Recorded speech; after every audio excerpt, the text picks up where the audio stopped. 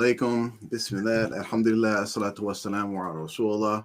Assalamu alaikum, everybody. Thank you for joining us at the Man's World podcast. We appreciate all of our visitors or our audience that are tuning in this early Sunday morning. Again, you can catch our live streams at that time on Sunday mornings, and also you could watch it later. Post your questions in the chat. You can also, I'll put the link in the chat as well. So if you want to come on the show and say anything and give your 2 cents, you can do that as well. And we also have an anonymous link that you can click on if you don't want to be known about, if you want to remain anonymous to ask your question. With that, we're just going to jump right into it. And today's topic is going to be about power in relationships. And we like to go into relationships thinking that, it's all just going to work out, especially when they're young. You think like, hey, just get married and you ride off into the sunset, have kids, white picket fence and all these things. And we're going to work together and we'll have the same goals and ideas of how to obtain those goals. But in reality, there's no relationship on earth that works in that manner. And with every relationship, there's going to be a power dynamic. Okay. And we're going to talk about power in relationships today and kind of delve down a little bit into some of these concepts so that especially men, when you're in a relationship, that you can maintain your position of power and how to utilize that to have an effective, positive relationship. Okay. So to understand what these concepts are, we're just going to go over a few different terms, right? So a relationship, we think of a relationship like we're talking about marriage, right? But a relationship is anything where there's more than one person involved in it. You have a relationship with your boss. You have a relationship with your wife. You have a relationship with your kids. You have a relationship with your brothers, parents, friends. Anything that you're doing something with somebody else, that is a relationship, okay? And inevitably, with any relationship, there's going to be conflict, okay? And this is where power comes into play. Now, what is conflict? It sounds negative, right? Conflict sounds negative, but conflict isn't always negative, and we'll get into that a little bit later. But basically, conflict is anything or any time when the two people in that relationship have a difference, right? And it doesn't mean that difference is bad. It doesn't mean that difference, one is right, one is wrong. Is that they look at something and have a different way to go about it. They could have actually the same goal, but they differ in how to approach it. Or they can have two competing goals, right? Like an example I'll give here for just to be quick is you have a husband and a wife, and the husband and wife are traveling to the store. And the husband says, I think we should go left to get to the store. And the wife says, I think we should go right. Right there is a conflict, okay? And when we're talking about conflict, of course, it's a little bit more important when you're talking about things that relate to real important issues like children, finances, intimacy, and all these different things. But right there's a conflict. And now this is where power comes into play. So now we have a few terms here already. Let's just review real quick. We have relationships, right? And when you have a relationship, when people differ in the relationship, there's a conflict. And now we're talking about power. And what is power? Right? My wife says all the time, she has a term, she says, oh, you're using your powers, right? Basically the authority, we're Muslims, so like we have a certain authority, we have certain powers that Allah has given us just for being the men in a relationship, the men in a marriage, right? So she said, oh, you're using your powers. Yeah, well, we use our powers, but are you using them positively or negatively? So what is power? Power is your ability to influence somebody to what you want, right? Or the ability to resist the influence of somebody else, okay? So the power is, can you get somebody to do something? If you can get somebody to do something, then you have power over that individual in that situation. And when we're talking about power, and this is really the crux of it, and what we want our viewers to understand is what makes up power. And there's lots of terms out there. The term that I like to use is called power currencies. Okay. These are the specific things that you can use to get somebody to do something, or the things that give you that power in a relationship. And we'll just talk about a standard Muslim marriage, right? A traditional one, anyway. The husband is the provider. That's a power currency. What he provides gives him power. The maintainer, what he maintains, and the protector. All these three main things, we can break them all down to smaller levels. Those are power currencies. Okay, this is what gives him the ability, or his wife, right, to do what he wants or go in the direction that he wants, for him to influence her, right? And it goes both ways, because also the wife in the traditional standard Muslim marriage, she also has power currencies, ways that she can influence her husband, whether it's intimacy, whether it's service in the household, right? And there's different ways you can break these down. There's a nice acronym called RICE, RICE, that if you want to kind of break them down into different categories of power currencies. RICE, R, stands for resource control, right? Bills, money, food. These are resources. I stands for interpersonal links, whether that's network, middleman, connections. C is communication. How well you can communicate. How charismatic are you? How well can you use your words to influence somebody? And E is expertise. You might have a certain expertise in something. So right there, that's the basic framework. So remember, when we're in a marriage, we're in a relationship. And we want that relationship to be successful. We want that relationship to be positive. But inevitably, we're going to experience some kind of conflict. Even we're speaking to Muslims here, even the marriages that Rasul was in experienced some kind of conflict. And there's lots of hadiths that we could talk about that Rasul, of course, he handled it perfectly, because he's the prophet. He has guidance from Allah and he's inspired by Allah. So he handled those conflicts perfectly, right? But we're definitely going to have conflict, and maybe we won't handle them perfectly all the time. But if we understand these concepts, then we'll actually do better going forward. And then when you have conflict, you have to recognize your power in a situation and what makes up your power, which are your power currencies. Okay? And in general, and I'll let the guys chime in while I post stuff in the chat, is when you're in conflict, the best way to handle that conflict, to make sure it's positive, there's positive, destructive, or negative, is you have to find a way to balance the power, right? Whether that's actually directly, or it appears that you balance the power. So I'm going to ask you guys, just think of any generic, I don't want to get too personal. Just think of any generic conflict that you might have had recently. It could be as simple as, we wanted to watch the movie at 8:00, but she wanted to watch the movie at 7:00. As simple as that.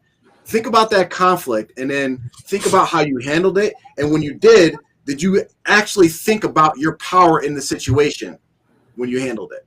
I'll start with Hussein. So when you was talking about power, I actually wanted to add something to it, and I feel like this is very important to add, because it's going to bring it full circle. So the position that you had was alhamdulillah, Jafar, you're very gracious, and kind, and you had a very benevolent type of position of how you was talking about power. But the reality is that force is also power. If you can do something by force, sometimes that's like the last level. Of course, if you want to be kind, you want to be strategic, you want to have influence in all these different things. But if you're not able to resolve the conflict in that way, then force has to be implemented. And unfortunately, many people in a position of power use force, even when it's not warranted, and they can actually go and use different methods of how you were just talking about. They don't want to do that. They want to just implement their force or implement these other different type of aggressive power positions. So I wanted to just add that in. And to answer, go ahead, Mubarak, you had something you want to chime in? You got it. I was going to add something to you, but I'll let you finish and then I'll jump in. Yeah. So can you ask the question again? I just wanted to kind of get that out there. So real quick, so like force is just another type of power currency. Exactly. Right. But right. It's just another way of so if you can, like, for instance, we may use force, right, with, like, say, our children, right? Like we could force them to go to bed. Like, I'm gonna pick my little 4-year-old up, put him in the bed, and say, "Don't get out," right? But typically, when you're saying force, and we're talking about where, like, living in America, living in the West, living in most modern countries, we actually don't use force to make somebody do something. We think we're forcing somebody, but it's actually a different power currency that is actually influencing that person to actually listen. For instance, right? We're married, okay? Right? We're Muslim. We're married to Muslim wives. And we could say, okay, we have a conflict, right? My wife wants to go to the masjid or go to the store. That's a better one. She wants to go to the store. We'll make it actually more extreme. She wants to go to the club, right? And now we could say, no, I'm forcing you to stay home, right? You're actually there's nothing that you could actually do except for tying her up, which would be like your physical power currency. You can physically overwhelm her and basically abduct her and tie her up and prevent her from leaving. But really, when we're going to talk about, like, our wives, we're talking about relationships. Usually, it's the power currency of Islam or them obeying their husband and our rights that Allah gave us that is actually forcing somebody to do something. Okay, I can see that position. I can see that angle. What I was more so, I guess, leaning into is in the general sense, force is often the one that people, if there's conflict and they can't use their influence or persuasiveness or something like that, sometimes parents are a little bit short-tempered with their children, for instance. We tell you to go to bed one time, you decide you're going to do your own thing, and then we implement force. You know what I'm saying? So I was basically just talking about it in a general sense of how I view, what you're saying in terms of power currencies, even outside of a marital situation. We can take that same, what you're saying, we can apply it to, let's say, like a partnership in a business. You know what I'm saying? Something like this. I've seen this play out so many times in my life, even me going into business with people, to where now I'm not going into business with no one because of exactly what you're talking about. You're going to have conflict, and someone, if you do this 50-50 thing or something like this, there's always going to be a position where you're bumping heads, and someone has to have the leveraging point to tilt that, in a certain way. And it just gets really wonky. And that thing that gives you the leveraging point, that is actually the power currency. So, like, what I'm getting from what you're saying is, like, you're saying force, but force is just that you actually implemented your power currency. You implemented a certain power currency that gives you the trump card to actually make that person listen, right? I agree.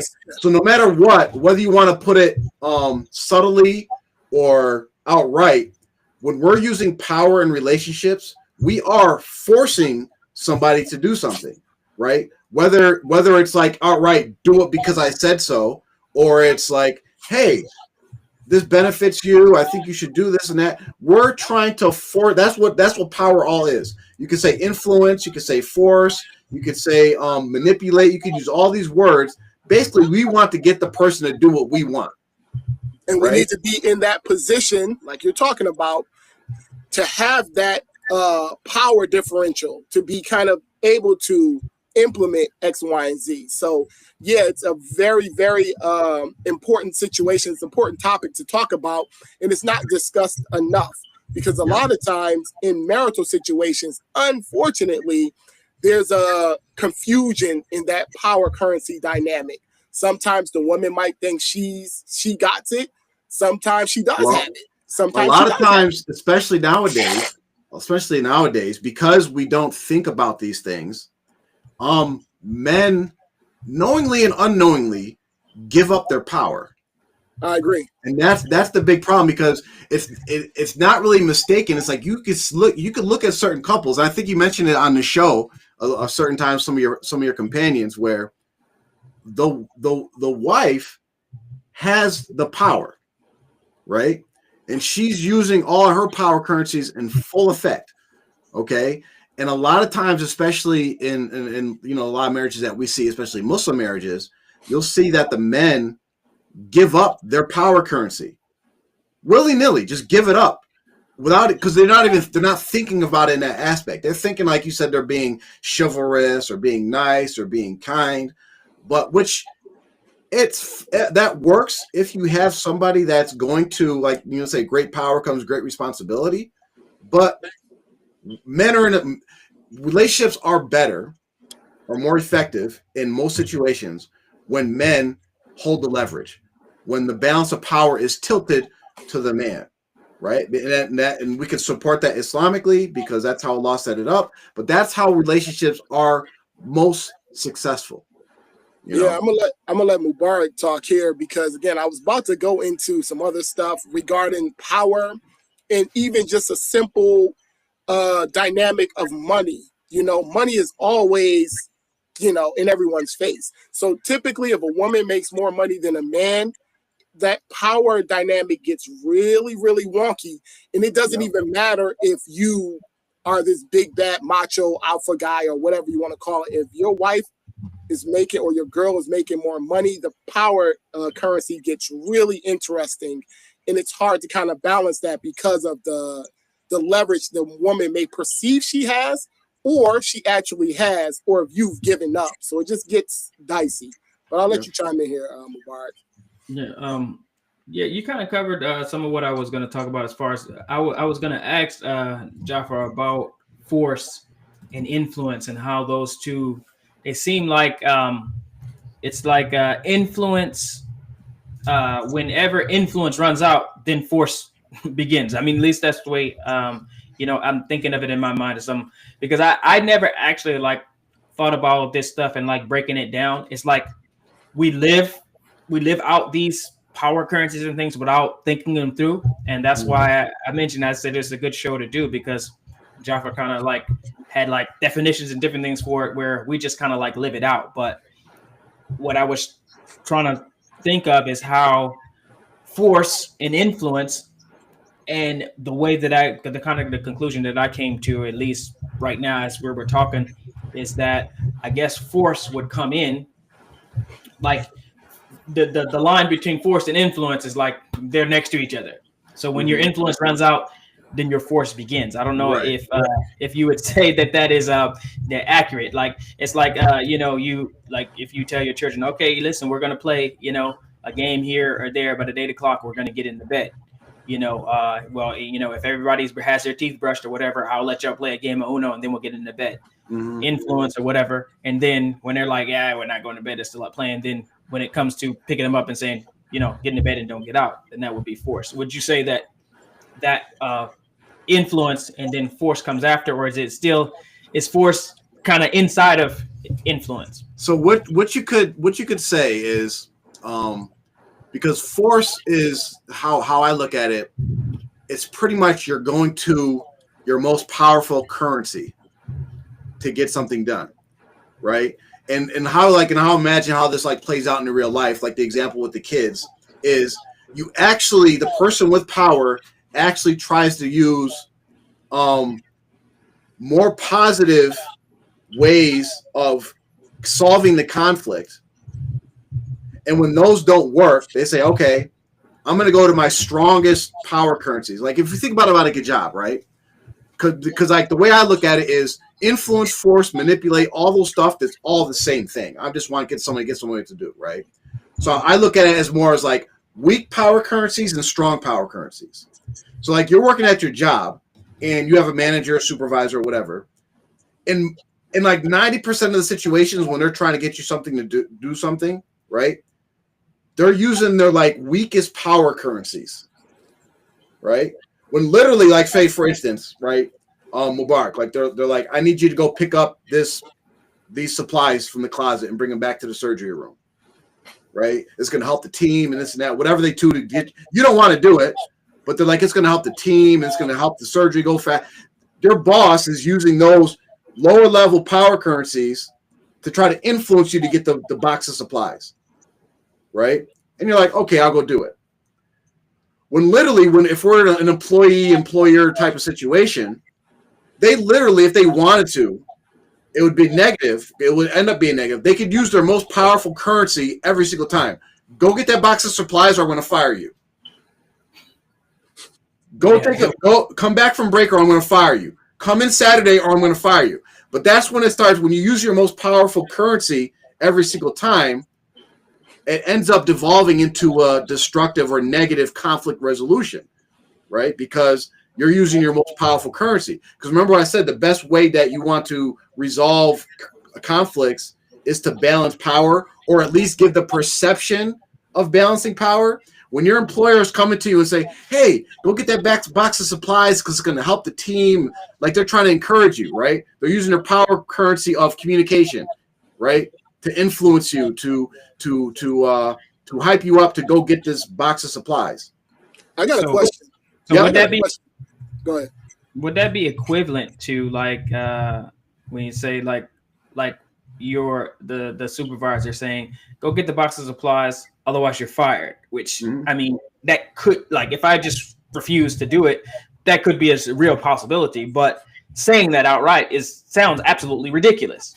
Now, would that be equivalent of like the person or the man who says, you know what, hey, I want, this kitchen cleaned up, otherwise you're divorced, every time it's, you're divorced. Or the woman who says, when she's not happy, just divorce me, or I'm going to leave, or whatever. That seems like it's equivalent. Like, yeah. So exactly. So let me jump in here because, Joffrey, you made a good point. And now that I'm thinking about it, if we can try to reduce it again to maybe another analogy or something, I'm thinking of maybe like, in a video game sense where it's two fighters, or one is more powerful than the other one, or one has a stronger power move than the other. And this person can always defeat the other person if that person goes to its most powerful power move. So in our sense as leaders, of our households, we ultimately have the strongest power move, which is we could implement force. Or like extreme force. Let's give an example. Like so in a kid setting, right? Typically, you'll see the mother, she's trying to use the lower level power. It might actually be her maxed out power move. Her most strongest move might be persuasion or some subtle influence. Whereas the man, he has the persuasion, the subtle influence, and a stronger power move, which is force. So when your wife or your girl is telling the kids to go to bed, she can't really implement force. We'll go to bed at 9, 10 o'clock. But when the man comes in and he says, go to bed, there's a difference in the movement a lot of times. If he says, go to bed at 8 o'clock or something, the kids automatically know he has that higher move that he can go to, which is force. Whereas it's not really force, because when I hear force, I understand, I hear it like you're actually just going to make the person do whatever it is you're going to do. That's what it physically, is. I mean, right? That's but really with children is, right? And we could try to bring it back into, but with children, the power currency that's really being used is fear. Yeah.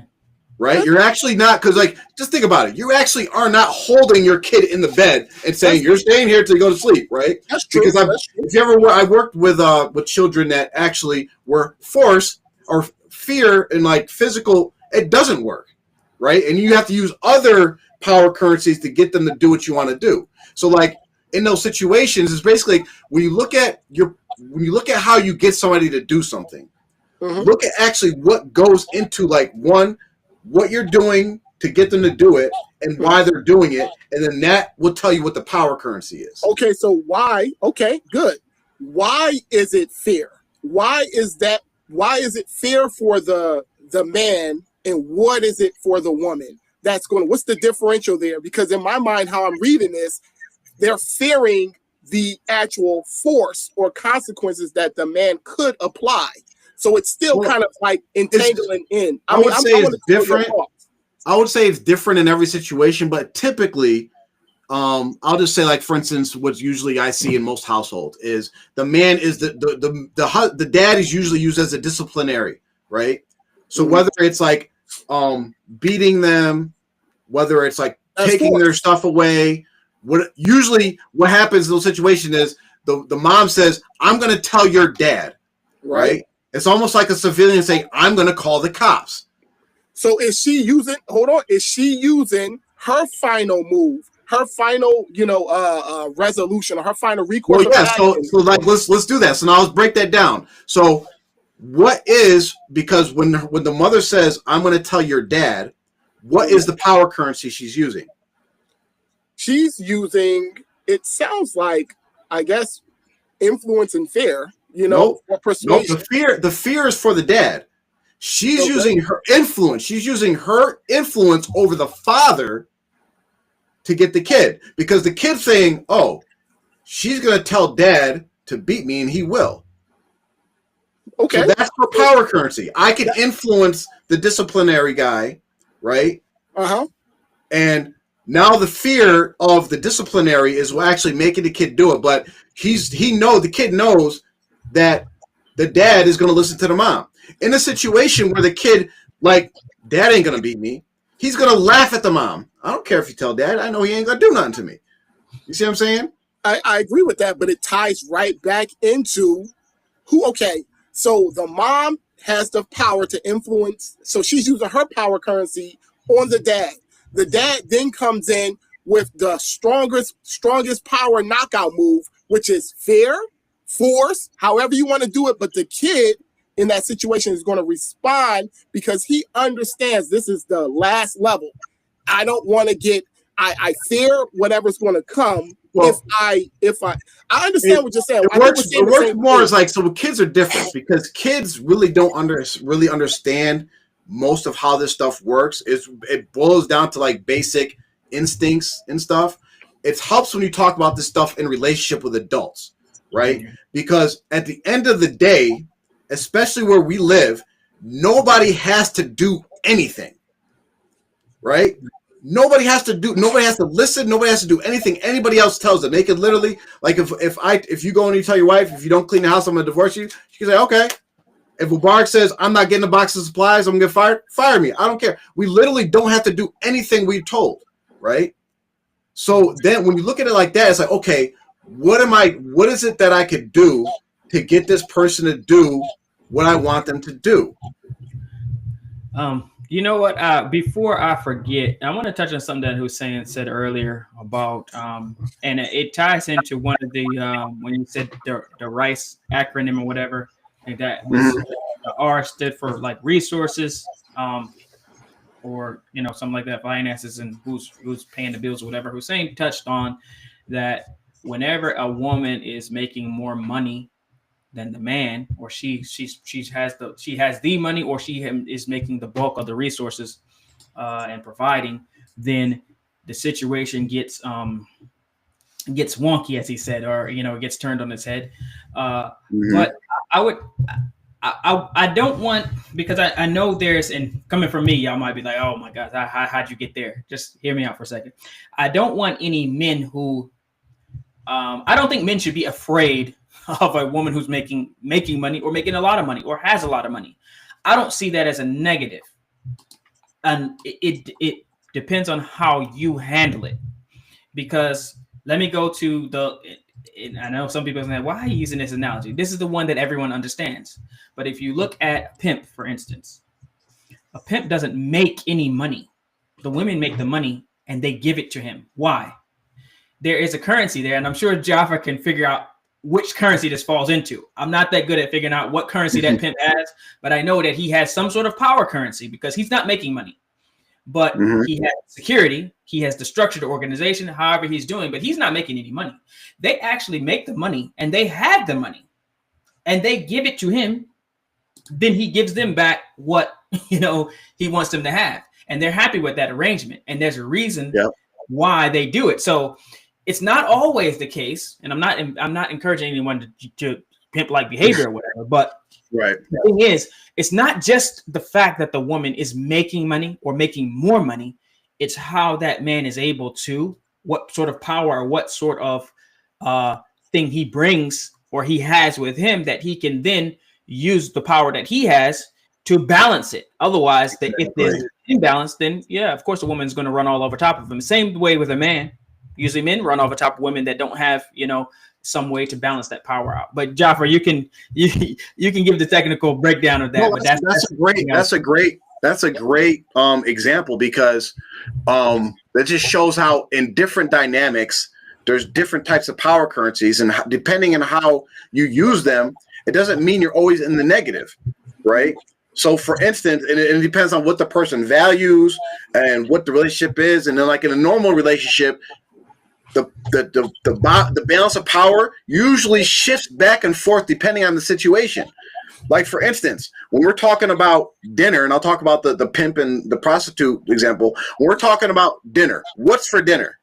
Who has the most power in that situation?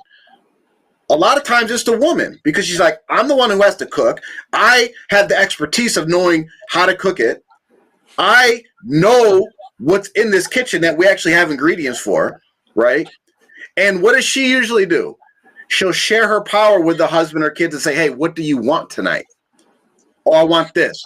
I can't make that, right? So when we look at the situation where a pimp and a prostitute, the one, like Mark said, the woman is actually bringing in most of the resources. Her power currency is the resources, the money that's coming in. Her power currency is her actual body. That's a resource. She's using it to make money. What is the pimp's power currency? And in most situations, it's protection, right? He's providing protection from other pimps out there, from people, Johns that are walking out on her. He's providing that protection. Two, sometimes he's providing clientele, right? That's a power currency. And also a very strong one that you see with these pimp situations is that he's using his power of communication. Charisma. Right? He's got the charisma. He's basically like trained her to be in this situation somehow through talk, through intimidation and other different things, so that he's using his power currencies effectively where he's actually got the most power in a situation. Right? Mm-hmm. So this is a good topic. It's a really educational topic, even for myself. And to touch on what Mubarak said, the audience, he's 100% correct. We don't want people thinking or believing, oh my God, if my woman makes more money.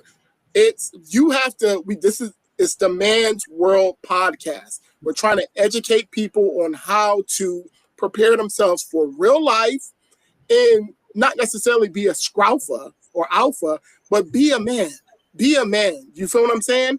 I wouldn't be intimidated with a woman or one of my wives making more money than me because of the type of person that I am. And not only that, money is a resource, but it does not make up who you are as a man. It's not going to make up who you are as a man. And it's not going to make up who a woman is as a woman. If she's a good quality woman, you're not going to have any issues if she's making more money than you. So it goes all the way back full circle to selecting correctly, vetting and selecting correctly, and building out a proper situation. You know what I'm saying? Like, she has more money, but I still got to go check that bump in the night. You feel what I'm saying? Yeah. She has more money, but she can't build a house. I can build a house. She has more money, but I'm still the disciplinary and the authoritative figure in the house. It just goes full circle. So definitely don't want people to get that wrong. Here's the real key to this type of knowledge is dealing with conflict, because we all do this. We all default to handling the conflict in a way that's going to push it in a negative manner, right? It's like, and the kid example is perfect. Go to bed. No, Abu. And you just make them. You use your most powerful currency and just get it done, right? And what that entails, especially if you use your most powerful currency all the time, that's your go-to. It actually induces negative reactions from the people that you're trying to influence and get to do what you want, right? And what are some of those negative reactions, right? It depends on whether you're in a low power or a high power situation, but the person in that situation that is in the low power situation and the person with the power, and I'm just going to use a general term and I want to take it, abuses their power, right? There's sometimes I'm going to say abusive. What I'm saying abusive of your power basically is you're using your most powerful currency, right off the bat without trying any of the power balancing tactics that you could use, right? Just go into it. Do it because I said so. Do it because I said so. Do it because of whatever. Do it or I'm going to divorce you. Do it or I'm going to fire you. Do it or we're not going to have sex tonight. Like, these are strong power currencies that people use to manage their conflicts. What happens is when the person's in that low power situation and a person abuses their power or handles a negative situation, what they start doing is a lot of negative things, right? They'll start being passive aggressive. They'll look for retaliation. Just think about what I'm describing here. This applies to all people, but just think about who I'm describing here. The passive aggressive. They look for retaliation. They start criticizing everything that the person with the higher power did, right? Those are just three of the most common ones. And if y'all picked up on it, that's usually what we say is a feminine characteristics, right? Men do it too when they're in these situations. Men do it a lot, but men usually they suck it in, they remain quiet, and they'll get little snippets. So let's do a quick little example, right? A man says, what does he say? Let's just think of a situation where he just uses his power over his wife. She wants to go shopping, to go buy a new coat. And the man's like, I don't think you need, he's like, I don't think you need a new coat. He's like, yeah, I do need a new coat because of X, Y, Z. And he's like, well, I'm in charge. I make the money. You're not getting a new coat. Okay. He just uses his ultimate power that he has the money to give her for the coat. He says, you're not getting it. Doesn't explain why, doesn't explain his reasoning, just says, you're not getting it. What does the wife do in this situation? Right? Let's take it. So first, the next thing that comes up, whenever he makes like a little mistake, right? Yeah, I knew you was gonna do that. Yeah, I knew this was gonna happen. Criticizing his every move, every little mistake he does, right? Starts being passive aggressive, right? You guys go outside and the husband says, he's not even thinking about the coat no more. He said, that was kind of cold out here. Yeah, I wish I had a new coat, right? Like, that's the type of stuff that happens. Or retaliates. Waits till there's a situation where she has the power and then takes advantage of it and abuses her power. Husband says, like, yeah, I want some spaghetti tonight. We don't got none. But they do, right? They don't want to cook it because this is their way of getting back at you. And then the husband realizes, well, let's go to the ultimate one. Yeah, you ain't getting none tonight, right? So what happens? What happens after that? Then the husband does the same thing, right? We go out to dinner, and she's like, oh, I want to go to Applebee's. We going to Red Lobster, right? Okay, right? Oh, you didn't want to. We didn't want to be intimate with her last night. Then she tries to approach him. Maybe the night after that. I'm not in the mood. I got a headache. I'm tired. Right? So basically, it's going to tie all back to what you initially said in the beginning, Jaffa, which I thought was spot on. Try not to exploit your power currencies. Now, there's women who have the certain powers, and there's men. This goes back to character, building and developing your character out and kind of understanding the spaces that you're in with the people that you're dealing with. You know what I'm saying? If a man recognizes that he has a higher power boost or currency than the women and children, the responsibility is on him to be able to manage that and use that correctly to get the best results. and Yeah. vice versa with the woman. If the woman realizes she has a higher power currency, it's on her. If she knows that her man likes to, I don't want to get too graphic, but he likes to, be intimate every single day. She doesn't really want to be intimate every single day. That's a power currency, but she has to be able to manage that and understand, okay, I'm not going to utilize this. I mean, of course, this is in a perfect world. We know a lot of times people use their strongest or whatever they feel like they have power, the currency, they're going to use it and manipulate situations to get certain stuff done. All I'm basically saying is, develop your characters, kind of understand where these things are lying. I mean, because this is a real educational episode for me, myself. You know what I'm saying? Being a father and a husband and an older brother, and just kind of like tying it all in and just reflecting on the power currencies that I know that I've had all of this time. And, it's going to make you a better person once you can kind of pinpoint some of these things, sharpen them up, polish them up a little bit, then go back, you know what I mean, and implement things correctly. So this is a real educational episode for me personally. Oh, you're muted. You're muted, Mubarak.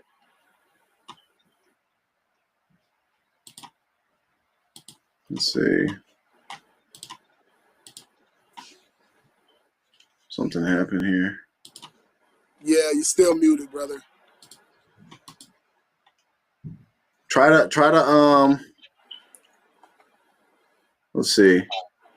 Still muted. Maybe try to leave and come back on.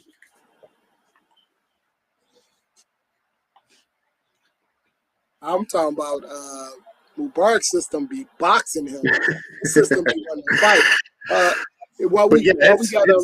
It's important, and it's really important to, like, when you recognize these things and you recognize your power in a relationship and you recognize your power in certain situations, the main thing that you want to look towards doing is handling the conflicts in a positive manner. And the best ways to, let's see if Mubarak, are you connected with us now? Nope, it's still no sound. Dang. His system be fighting him every week. No, we can't hear you, brother. I'm sure you got some fire too you want to kick out, but we can't hear you now. Yeah, I'm waiting to hear it. I kind of want to hear what he has to say too. Come on, Bart. Pull it through, brother. Still nothing. Okay. There we go. We got you. Whatever you did. I don't know what happened. Okay. Anyway, so what I was gonna say was, so there's two things at play here. I think you have understanding the power currencies, understanding which ones you have, what they are, who has what. That's one thing, and then there's understanding how, when, and where to use the currencies that you have versus the other person's currencies. I'll give a quick story, a quick anecdote, because it's just so much now. And like we've said this a couple times, like if we had been doing this show years ago, so many things that we would have just seen coming from a mile away, we would have never even like got anywhere near these silly little conflicts that we have. Yeah. So for instance, this was years ago. My wife comes to me on the Eid. She comes on Eid and she says, "Give me money so me and the girls can go get henna done." So she says, she walks up on me. I'm sitting down. She walks up on me and says, "Give me the money. We're going to get henna done." Okay. Mm-hmm. So if you understand where the power currencies are, right? Her power currency, you can jump in and correct me if I'm wrong, Jaffa, but so her power currency, she was factoring in, number one, this man is obligated to provide for me. That's number one. Number two, it's Eid. And so that's a currency that she's using. Like, he has to do this. These are things that, well, regardless of the situation. So she was playing that hand, regardless of how, and so forget about the influence or, different ways that she could have done it. But she's looking at those power currencies without saying, okay, I have this power currency, but this is what's at play here. So for me, I'm looking at like I did not. It was either something that she done earlier in the day, or maybe Missed one too. Missed one. What's that? Kids. Yeah, you see the kids. Yeah. So for me, I didn't like something that she had done earlier that kind of like never got settled or addressed or whatever, or it was the way that she like demanded it, like, and there's nothing you can do. And so what do I say is no, that's it. No explanation. I'm not getting into back and forth. No, I'm not doing it. Now get out of here. Because this is now. So the way that I kind of did the thing of the equivalent of go get the stuff from the supply closet or you're fired type of sense. It wasn't that much, but in just going to no, that's it, without thinking it through. Now I can just say that. I can say no. I have that power to just say no and decide not to dispense the resources how she sees fit is how I see fit. But how she overplayed her hand was not factoring in. She put it this way, that was a power currency that she might have had, but she overplayed her hand in thinking, because I have this power currency, then he's going to have to do it. It doesn't matter how I was behaving earlier or how I say it to him, he has to do it. Now, as Hussein said, did I have the higher power move to just say no and just veto everything? And then it became a bigger issue later, but I'm just pointing that out to where we have these power currencies we might have, but I think knowing what they are is one thing. And it's very important to know, but how to use them and when to know. I do have this power currency. I do have this ability, but should you, or is it the best place to use your power move, to use that move? And I think it's 50-50, knowing what you have, knowing what you have to work with, and then knowing when and where to use them, even if you do have the move. A husband can do things, but if he mismanages and misuses his power moves, then he's not actually going to get the desired result. Exactly. So he could get countered if you use that once again in like a video game setting. If he uses his power move too soon or not at the right time, he could get countered and he could get taken out. You know what I'm saying? Or he could lose that leverage. And ultimately, aspect to it as well, Mubarak mentioned it last week, is don't pull out your power move if you ain't really ready to use your power move, because then you actually nullify, like you actually don't have that. You actually expose that you actually don't have that power currency. So if you're running around, and I'm going to say this happens with more women than men. It happens with men, but this specific example of don't do this or don't do this or I'm going to leave you. And because, a lot of women just threaten divorce. I want a divorce, divorce me, right? That happens a lot of time. That's their power move. That's their power currency, to threaten divorce. And then at a certain point, the guy gets like, okay, go seek a divorce. Go get a divorce. I don't care. Right? Then you just revealed that you actually don't have that power move, because then you're like, oh, wait a minute. No. Right? Or I see plenty of videos online with non-Muslims where like the lady's like, get out my house. And then as soon as the dude starts packing, no, where are you going? What are you doing? Where are you going? Right? So, like Mubarak said, and it might even be more important to know how to, because not everybody's going to recognize their power currencies, right? Unless you have such an open relationship that you actually communicate these things, right? I don't think most people do this, where they sit down with the person they're in a relationship with and say, hey, tell me all the ways that I can get you to do what I want. No one like, wait, no, I ain't telling you all that. So there's going to be some things that we just live in our life, right? And we have conversations, we have disagreements, and we kind of just like, okay, how are we going to get this done? There's going to be ways that your wife or your significant other influences you that she'll never know that gets to you, right? And vice versa. There's ways that you influence your wife that you're never going to know, like, oh, I didn't know that was a thing for her, right? So the biggest thing is when you're in conflict, when you're in disagreement, right? One wants to go left, one wants to go right. How do you deal with that? How do you handle that? And like I mentioned before, one best way is to share power or give the illusion of sharing power. Another one is communication, effective communication, right? And the biggest one, the power currency that trumps all power currencies is trust. If you trust somebody, if someone trusts you, that's a power currency that, and we've experienced this in our own lives, right? Like look at cults. Cults will give up all their people in cults will give up all their power just because they trust somebody, right?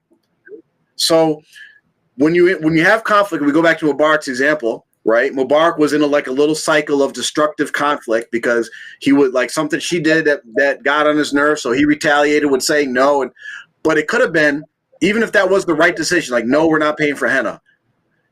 He could have disrupted the de-escalating or the destructive conflict by just effectively communicating, by saying, you know what, I don't believe we need henna because of X, Y, Z, right?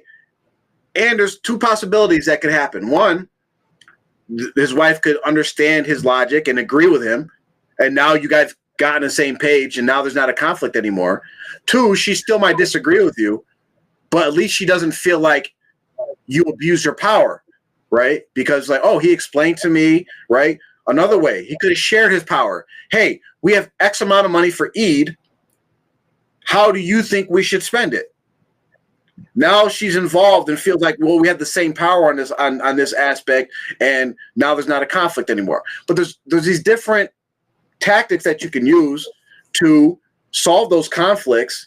But like Mark said, there are going to be situations where you have to pull, you have to hit the red button, and hey, you ain't doing this, do this or else, and that's what it is. And as we say, it better work. it better work because, and well, I don't want to say, well, it better work, but no, it better work. It better work. Sometimes it's like this. Just like we were saying, broken down with your power moves, right? There's certain things like with using your power move. Sometimes you might use it, and that's your power move, but it might not make a dent in the life bar of your opponent. So sometimes it might be the only move you have. It might be the best move you have, but it may not make a dent. So you got to realize. But once you use it, they're going to be alert to the attack. And we're not trying to make it like relationships are some sort of battle. But the thing is, once you use it, you can't put the toothpaste back in the tube. You played your game. So it's like, for instance, like sometimes people will do this, right? They'll say, hey, the wife says, do this X, Y, Z, or whatever. I don't feel like you're being fair, whatever it might be. The husband says, X, Y, Z. Maybe he explains himself. Maybe he refuses to relent into how his wife wants him to operate or whatever. Mm-hmm. She plays her card. She has a power currency where she will go to either his father or his peers, his teachers, people that match it, whatever, the imam or someone, where she's going to go to them. So there's two things at play. Number one, he doesn't want his business in the street. So she uses, I'm going to go to Sheikh so-and-so. So She tries to use that. And so he would rather keep it in-house. Listen, we don't really need to do that. So that's one thing. So she tries that. But when he says, go tell him, whatever. Okay, so that's one thing. The embarrassment she tries to use. If that doesn't work, the embarrassment doesn't work. The next thing is that she banks on the fact that person that he respects can then influence him. Yep. Then that person, by proxy, she will have the power over him by saying, yeah, you need to do this, you need to do that. Yeah, your wife, whatever. Yeah, buy her a Benz, whatever it is that she's trying to do. If it's someone that he respects, he can then force her, or his father can then force him, or something like that. I'm not going to lie. I'm not going to lie. I was saying, I'm not going to lie. I'm actually licking my chops. I feel like I've powered up after this episode. I'm going to go back and put some things in place in terms of power. No, and just like truthfully, this episode's really given me a lot of perspective once again about our positions and how we view certain situations with our children, our wives, and of course, ultimately, I think I speak for all of us. I think we're striving to be the best we can be. So in striving to be the best that we can be, we have to be measured. We have to have the proper temperament. You know what I mean? We have to understand the devastation that us using our final power move could cause, or the harm that it could, cause if we use that inappropriately or incorrectly or out of sync. And we got to be really careful about our positions and just kind of be mindful, with ourselves and our families. I think this is the biggest lesson I'm getting from this. I am excited because I do feel like I've gotten a little power up boost bar on this episode. So, well, it's always good to. And I would add to that is that a lot of people, sometimes as Muslims, we rely on the power move, which of course we should always have tawakkul in Allah and rely on Allah, but we use that as a power move sometimes and try to tell your husband or wife fear Allah, and you put a certain amount of trust in how you can deal with them based on them. They should fear Allah. So like when you tell them an ayah, when you tell them a hadith or something like that, then we get this idea that they then should, because it's like that. Well, Allah says this, Rasulullah says this, and so you can use that to influence, or however you want to, what category you want to put it into, to get them to do what you want them to do. However, the mistake a lot of men make is that in a lot of instances does not work. I don't want to say they don't believe or anything like that, but so for instance, a man might not protect himself and his finances in a way that he should when it comes to dealing with his wife or maybe soon to be ex-wife, because he thinks she fears Allah and she won't do these certain things, or she won't break the narrative. She won't just disobey her husband and run off with his children or something like that. This is a big mistake. You really, and so if a person does truly fear Allah, they understand and they fear it is very powerful. It can keep everybody in line. But what happens is there's an assumption sometimes where the person really, they just don't operate on that level. They don't operate in a way that they will, even when their feelings or desires or whatever get in the way, they'll still say, Allah says that I have to, do X, Y, Z for and with my husband, his children, or whatever. Then they'll stick with that. It doesn't happen. So I just want men to know that is a power currency that sometimes we factor in, but it's a tricky one because you're depending on the level of iman of another person, and you really never know that. So that's one that we really everyone's God-fearing. Everyone's claiming that they're God-fearing, they believe in God or law or anything until they end up in a courtroom, and all that goes directly out the window. Yeah. Well, even outside of that, it alludes to the part of like overusing your power, because using Islam and Allah, it's a very strong power currency, right? It's almost like the red button. Okay. I mean, it is the red button, but people don't see it that way. And what happens is when you're always pressing that red button, right, basically going to the power move for everything, it causes the person to go down that destructive spiral. And how does this typically happen? What do? You tell your well, anybody. It's not even a wife or husband thing. You tell somebody, hey, you need to start or stop doing X, Y, Z because Allah and Rasulullah said this, right? What happens? They go to their power currency, which is knowledge, right? And y'all are gonna understand this once I say this. They go to their knowledge and say, hey, but you don't do X, Y, Z. Boom. Then the tit for tat starts going back and forth, and like, well, you don't do this and you don't do that, and I don't got to listen to you because you don't follow this, and and then they'll start research, and then that's part of the destructive cycle. The person with low power, right, will start, what do they start doing? Criticizing everything you do. They'll start specifically going to research Quran and Hadith to find faults in your just daily behavior. Oh, you ate with your left hand. Oh, you oh, I see a dry spot on your elbow. You didn't make wudu correct. Like, they'll find every. That's what happens. But just to kind of, go ahead. Go ahead. So you watch anime. you watch anime.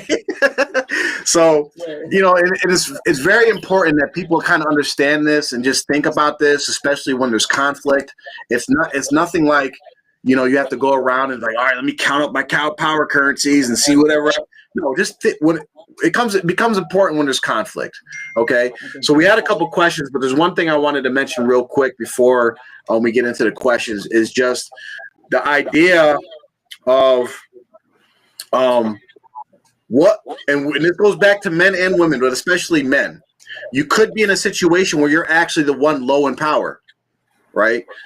This is R2F related, but most 99% of the men that are in like these cults, they're in low power, right? Because of all these different factors.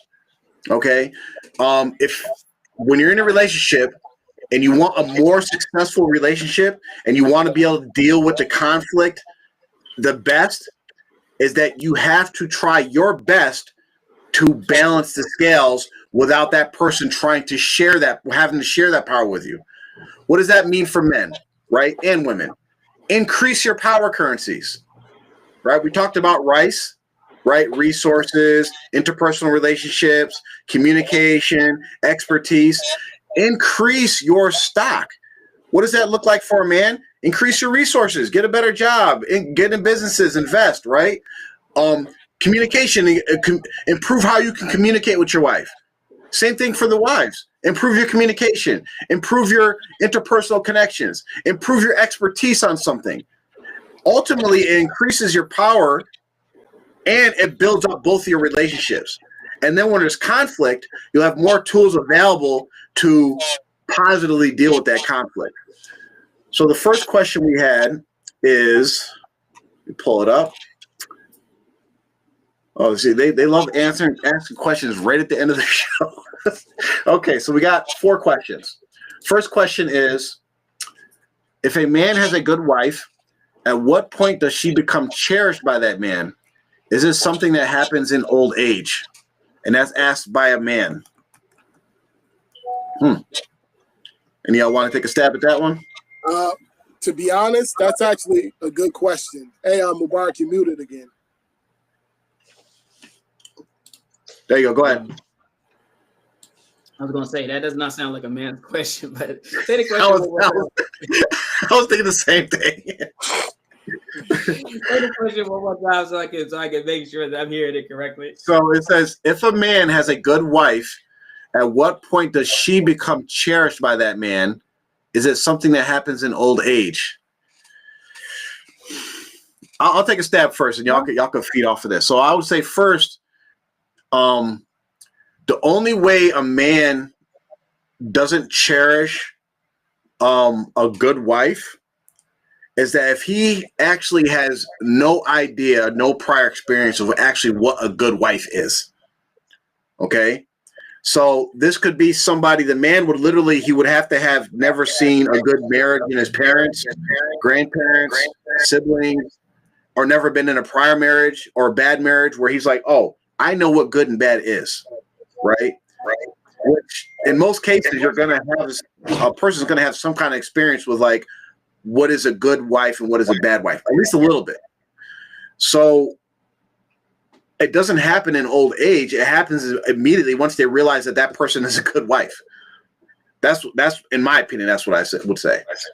Yeah, and I'll say that's a good one. I would say to add to that is that yes, if a person doesn't have any prior experience with a woman, he won't really know for sure what a good woman is. Okay, so he may not cherish her or appreciate her truly.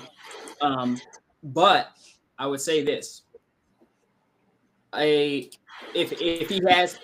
he has been in a bad relationship, then everything above that, he should be really appreciative. Yeah. And I'm gonna actually let me just say this, and I'll let you go. Also, I would say for the women out there, I can't speak 100% for women, but I can speak for men, and I know this for sure. Men are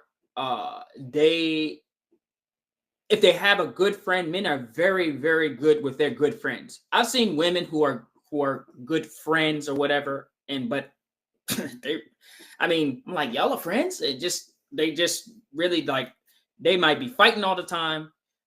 They may be, talking bad about each other, not trusting each other, breaking up and back and forth. But this is my good friend. Men are not really like that. Usually, if they're good friends, they're good friends. So I know people are going to have some other things to say. Listen, that's not the main point of this thing. Men and women both have issues in friendships or whatever. But my point is that if a wife really focuses hard on being a good friend with their husband, he will cherish her. He will cherish her. I'm talking about eliminate even like intimacy is a big part of it. But if you really focus in on treating this person like a good friend, like you want this person to be your best friend, and think of how you treat your friend, is that your friend, you don't put these demands and obligations on your friend. You have some expectations, but you're really a certain way with them, and you deal with them a certain way because they're not obligated to hang out with you or to be cool with you or to borrow your car, to go on vacation trip with you. If you really did not like a person, would you go on a 7-day cruise with them? No, you'd be like, I'm not chilling with you. So you had to be a person that, and try to really be really friendly with your husband. Some wives are not friendly. They're just not friendly at all with their husbands. They're great with other people outside their home and stuff. And sometimes with their husband, it's like they're just so demanding, yet they want this soft, loving, cherished, environment. I'd say really focus on being really, really, really friendly and a good friend to your husband, and you will see that I think that he will find it easy to cherish you. Yeah. Well said. I mean, both of you brothers. I was going to chime in on what Jaffer said, because I actually agree. I was thinking about it more, and I kind of wanted to get y'all takes on it just to kind of see if I can formulate something. But I actually agree with both of what you guys said. A man typically, if he's a decent man. Now, again, we got to talk about decent man because some men are just horrible. Let's be real. And they don't recognize when they actually have a good quality woman that they actually should be cherishing. They just don't recognize it, and they might end up self-destructing the situation. And this is because they probably have some serious character flaws that they need to tackle and deal with, But even with that being said, a good quality woman typically can enhance or make the guy kind of see if he's like a crap guy. She could bring him up a little bit and kind of, because he's going to want to compete. He's like, man, this is a good woman. I'm good. Let me try to step my game up a little bit or something like this. But if we're talking about a decent woman and a decent man, or the woman is going to get recognized by that man almost not immediately, but he's going to be like, okay, this is a good quality woman. Let me try to attach with her. I feel like I can build a family with her. We can raise children, blah, blah, blah, blah, blah. She's going to be a good mother. And then he would try to get aligned with her, and if she maintains that level of consistency, yes, she will be cherished. She will be respected. I often hear that a lot of times women try to make it seem like a man does not respect the opinion of a submissive, agreeable, cooperative woman. They try to make it seem like the man is like, or basically because she agrees, she's agreeable and cooperative, that we don't actually respect or value her opinion or something like this. I would actually think it's the opposite. If a woman is respectable, cooperative, agreeable, feminine, submissive, that man is going to value her opinion way more than if a woman is combative, disagreeable, and kind of, aggressive or something like this, which ties into what you was just saying, Mubarak. Women, just make sure that you guys are being more pleasant and more friendly, and stop all this other stuff, because you're not getting the results that you want. You guys want, and it's weird because women want it on their terms. They want you to be soft and gentle when they want you to be soft and gentle, but then they want to be able to talk to you any old type of way or handle you a certain way or not create the environment that's going to breed you being soft and gentle consistently with them. It's a little interesting there. I think I kind of rambled, but what you said actually ties into power currencies and the whole idea of women being submissive and obedient, and to think that like they don't have any like agency or they're not involved in. So like women, if you're smart, you could turn obedience and submissiveness into a power currency. And it made me think about it. I didn't realize this until like someone talked to me at my job, right? And so you guys know my person. I'm generally laissez-faire. Like there's nothing that really like I am that emotionally involved in. It like, okay, yeah, we should go left instead of right or right instead of left. Like, all right, well, we're gonna get there. It doesn't really, unless it's something crazy, right? And I'm like that at my work too. Unless it's something like important that I really think that needs to be like said or done, I'll be in meetings and I'm quiet. Okay, I understand. I listen to you. But then someone told me like a little while ago that whenever I speak, everybody listens because I don't speak that much. And 99% of the time, whenever I say something or object to something, they listen. And they do, because pretty much if you think about it in a relationship, if a husband, again, a good husband, I don't even say like a good husband, a normal human being, if they're always like, they're making the decisions and every time they say, hey, wifey, we're doing this. And they're like, oh, okay. And the only time you object is like when you really actually do object and you're not just being difficult and there's actually, you see a problem in the decision he's making, guess what? He's going to be like, oh, wait, you never object to what I say. Maybe I should reevaluate what I'm doing and actually your voice is going to actually have more power. I'm thinking about in the workplace. There's people at our workplace that they always have an opinion and always have something to say. And guess what? Nobody ever listens to them because they're like, oh, here they go again. So yeah, you got those people. Let me just say that because this popped in my head just now, and I think it's really probably a whole nother show, but I feel like I gotta say it. I think it will be beneficial because I know that there's some men and some women who are listening or will listen that they want to be dealt with a certain way. Either they don't really like the way that they're being dealt with by their significant other. And I would say this. You have to present yourself in a way that tells people how you want to be handled or how you should be handled. And that kind of brings that out of them. For instance, certain materials you handle a certain way, right? A man, he wants to be what? He wants to be respected. And he wants to be obeyed, right? He wants to be treated a certain way. So that man, you have to present yourself in a respectable way. So you can't be someone who has characteristics that are not really respectable, like telling lies, being deceptive, and these certain things. So, or to be obeyed, you have to have, number one, you have to have that an air of authority about you with the people who you want to obey. And also, I'm sorry, but this is just the truth. You have to be a little dangerous too.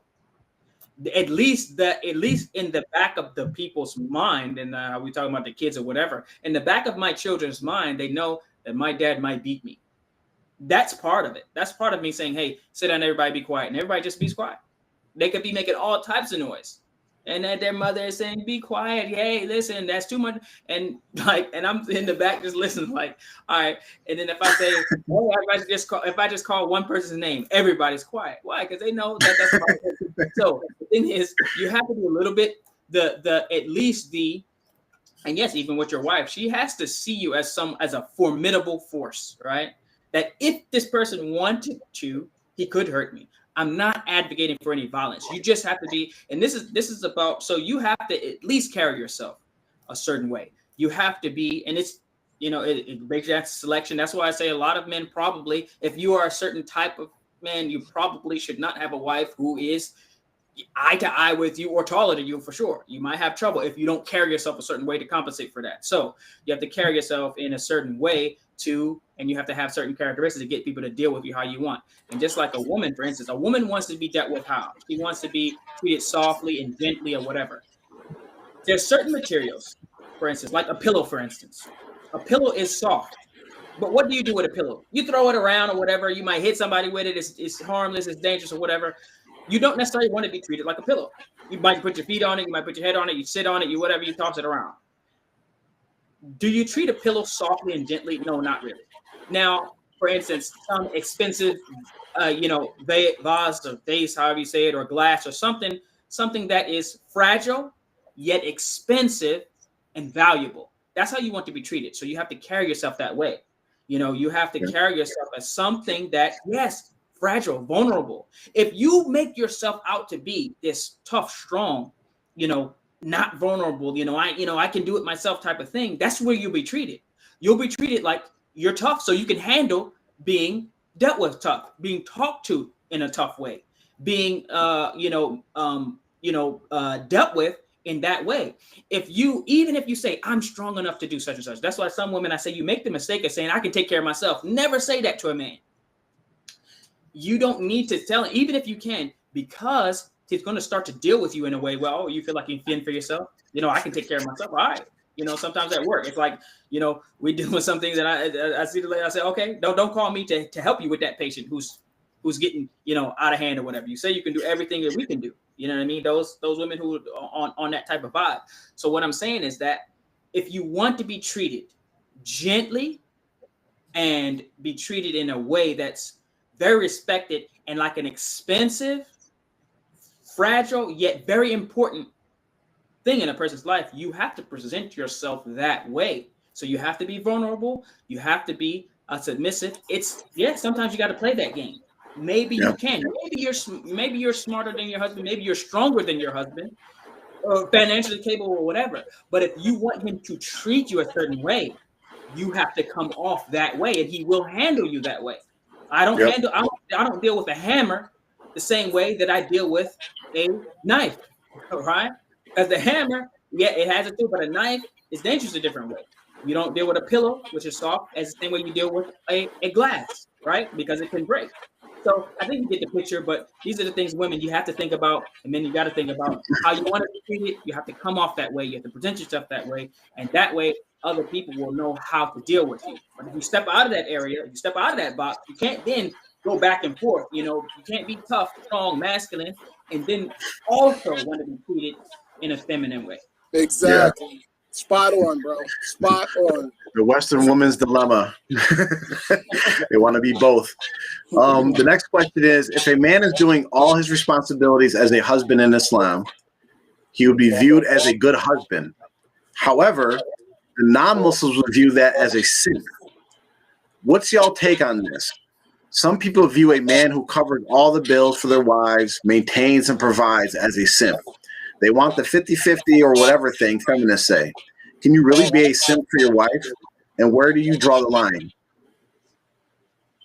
Okay. A man that is taking care of all the responsibilities in his household and his family, he's doing his job. Where I think the simp line gets crossed is when the woman is able to transgress his position and have no consequences whatsoever. And not only that, he's constantly trying to, we can take care of our responsibilities as a man, but we don't have to slink below in our position. We don't have to have our woman talk to us any old type of way. If we tell her to leave out, to come in, before dark or something, she is obedient. If she says, I'm not coming in, I'm going out here and going out there, and you allow these type of things, I think that's where, if you allow your power currencies to be transgressed and abused, and then you even give up your power currencies to the said woman, yes, brother, you are treading in that water of a simp. It's over. You know what I mean? Because you can still take care of your responsibilities. You know what I mean? That doesn't make you a simp, because naturally that's your natural disposition as a man, is to maintain, protect, and provide. There's nothing, I don't want to say, there's nothing special about that from a man's perspective, because we all do this every single day, regular. We're designed to do exactly what we're doing. It's that other stuff that these guys be doing. And I think we're all, well, I'll speak for myself. when we were younger, we was taught and sold a book of lies. Let's keep it real. And we thought that we had to do all these different things to impress and please a woman, and we would be constantly trying to do this and blah blah blah. I mean, I think we've all kind of went through that phase, but no, I don't think you handling your responsibilities puts you in that category. I think you relinquishing your authorities and your power currencies put you into that position of a simp. Yeah, I would define a simp as, to try to cover both spectrums, whether you're in a Muslim marriage or a non-Muslim marriage or relationship, is that the simp is the guy who basically is willing to sacrifice his important values just for the sake of staying with that woman. So, and that could be in the form of, I'm going to pay all the bills, even though maybe you're seeing other people, or, all these different, that in the non-Muslim context. In the Muslim context, it could be, they value intimacy, and they don't never get any intimacy with their wife, but they're still doing everything they're supposed to be doing as a husband without any repercussions. So like whatever it is that you value in a relationship, and in an Islamic relationship, it would boil down to your rights as a husband, and you're just willy-nilly giving those up just for the sake of, I don't want this person to leave me. So that's what I'll qualify as a simp. But as Hussein said, like taking care of the bills and paying everything, that is what a man is supposed to do. And let me just add one thing on to that. I think also respect.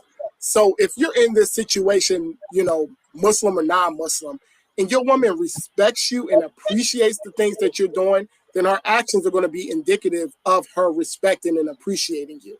A simp is someone where, let's keep it real, a lot of times women walk over, they trample, and they do not respect said man, irregardless of the things that he is doing and providing. They do not respect his authority, and they will overstep.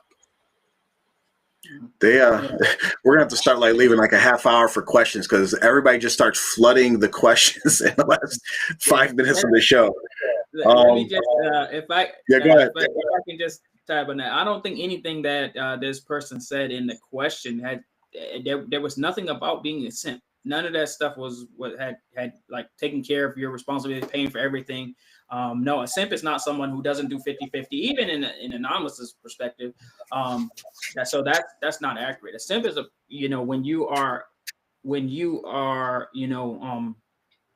just being walked all over, and you're really not getting what you're paying for. Like a couple of weeks ago, where we were talking about, are the women worth it or whatever, where we went back and forth. Mm-hmm. The man who's paying for everything, I mean, that's normal, that's standard for us, but we're getting something out of that. We're actually getting a lot for what we're paying for. The simp is basically doing everything in hopes, but really he's not getting a fair return for that effort that he's putting in. So, but there is a new movement amongst like the male, whatever you want to call it, activists, or that they actually advocate that things should be 50-50, just like the feminists, which is still minority, but there are some that are promoting that idea of like, oh, if you are paying all the bills, then you're being taken advantage of.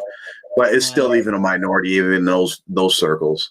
Yeah, I think there's a lot of these red pill people, man. It's listen, it's not even a conspiracy. Just anything that tries to move the social consciousness of people in a positive direction. Shaitan and his soldiers, they are always going to preempt it. Like when you have the civil rights movement, the Black Panthers or whoever, they always, they infiltrated and then did things to, instead of getting them to do, good things, they infiltrated and did certain things to make them look bad or whatever. The same thing with a lot of these red pill people. Some of the ideas that are pushed is an agenda where at first, like when you had people like, okay, Kevin Samuels, even though he wasn't perfect, it might have killed him. But anyway, the point is that a lot of stuff that he was saying would have, if it actually was implemented, it would have benefited. It would have benefited a lot of people, not everything, but it would have been a net benefit. He was respectable. A lot of these people that's in there now, just willy-nilly people just saying all types of stuff. They're very popular, and they're saying 90% of the stuff is all the same, and then there's 10% of stuff that'll get people wrecked, like trying to get the woman to pay 50-50, but you also want to live this lavish and rich lifestyle with Lamborghinis. How is that going to happen? At what point will someone take care of these children that you're gonna, so it's all over the place. I don't want to, like you say, it's really an attack on traditional. It's an attack on traditional marriage and traditional relationships. That's really what it is, just in a different form. You have the extreme feminists, and then you have the extreme red pill guys, and they're the same thing pretty much. One's just man, one's just women. The next question is, you make it seem like a woman that does not want her husband to get a second wife is not a good Muslim. Monogamy is a sunnah as well. The Prophet ﷺ was in a monogamous marriage, so no one can say it is not also a sunnah. I don't know where we ever made it seem like where a woman not wanting her husband to get a second wife as being a bad Muslim. That's natural for a woman to want her husband to herself. I personally never did that. I never heard any of you guys make it seem like a woman that didn't want.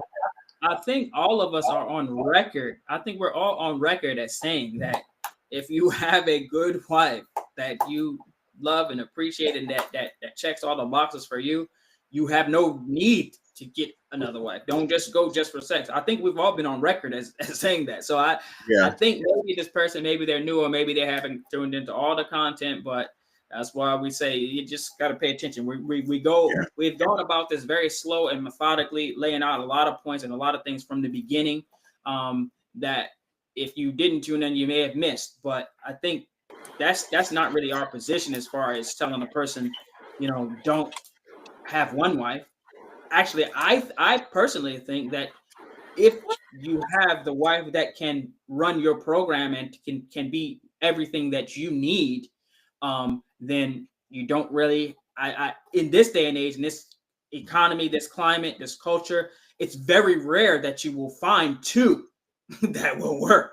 So I actually say don't do it unless you have to.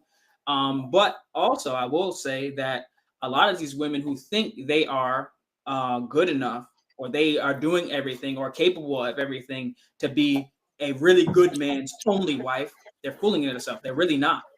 They're no, like, so you say it's part of the sunnah. If you look at what Khadija did and how she sacrificed and what she actually did for her husband, Rasulullah Sallallahu Alaihi Wasallam, while she was the only wife for 25 years, a lot of y'all don't even come close. Y'all would never even, y'all don't even want to think about doing the type of level of commitment and dedication and how she was such a supporter, his hype man and everything else for him. No, you're not close. So we can't just say we should follow the sunnah and have his only wife. Okay, follow her sunnah and being that type of wife. Yeah. So, we can get I want to just add on that real quick with the sunnah also for monogamy. But as Mubarak said, to touch on what he's saying about fulfilling the needs and requirements of the time, we know Rasulullah was monogamous for 25 years. But we can't say could have, would have, should have, or what would have happened. But if you look at the situation, one of the primary reasons why Rasulullah took on so many wives was also because he was a head of state and also taking over a bunch of different tribes and territories, and he was bringing in people together. So, in my opinion, it's just my opinion, if Khadija was alive at that time where Islam was taking over the Arabian Peninsula and they were expanding and taking over tribes, I believe that he still would have taken on additional wives for those purposes, because he didn't marry all of his wives simply just to satisfy, like, I want another woman. Okay. So yes, monogamy is sunnah, polygamy is sunnah. I think the strongest thing that we said about women and polygamy is that it's bad if you are actually against polygamy. It's not about like whether you want your husband to get married or not, but if you are just like, I don't agree with polygamy, I don't like it, I think it's wrong, and that's a big problem. But simply wanting your husband to yourself, that is natural for every single woman that has been created. And right? I would even add on to that. Just like y'all said, this whole negative aura around polygamy is a serious problem. You know, this is also a sunnah. You should have no negative positions on any of the sunnahs or practices of the Holy Last Messenger. This should be your mindset. Even if it's distasteful or whatever, you should not have a negative position. No, and I think that that's a very serious problem. And then whenever this is brought up, all we hear is, well, that's because the men don't do it right and blah, blah, blah. You have to still hold your line. You still can't have a negative position, thought, or view about polygamy. Not only that, and then when you ask women this, of course, they don't have an answer. Okay, would you prefer that, okay, I don't want to use me, but let's say a guy has he's attracted to a lot of women. He has the abilities, the capabilities, and he wants to go and pursue another woman, for whatever his reasons are. Of course, they're within the confines of what you should be pursuing it with. That should not be met with hate and vitriol and all of these different things and, trying to separate the families and all this different stuff. That should not be met with that, because this is still a sunnah and he tried to do something that was halal. Too often do we see the situations don't actually go like that. It goes into a negative spin or a negative spill. And the only recourse that a lot of the women have is, oh, you didn't do it right. You didn't do it right. It was just like what you was just saying, Mubarak. Did you hold it down like Hazrat Khadija radiallahu anha?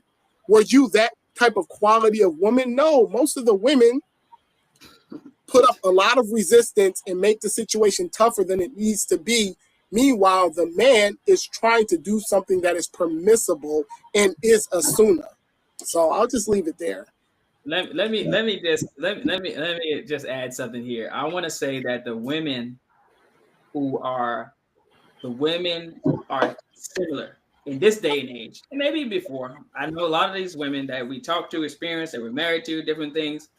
They have a similar feeling about polygyny as in Jim Crow era, back in the 50s and 60s, as the white people had towards black people. They say, "Oh, I don't have any problem with blacks. I don't have no problem with right?" They say they don't have no problem with as long as they stay over there, right?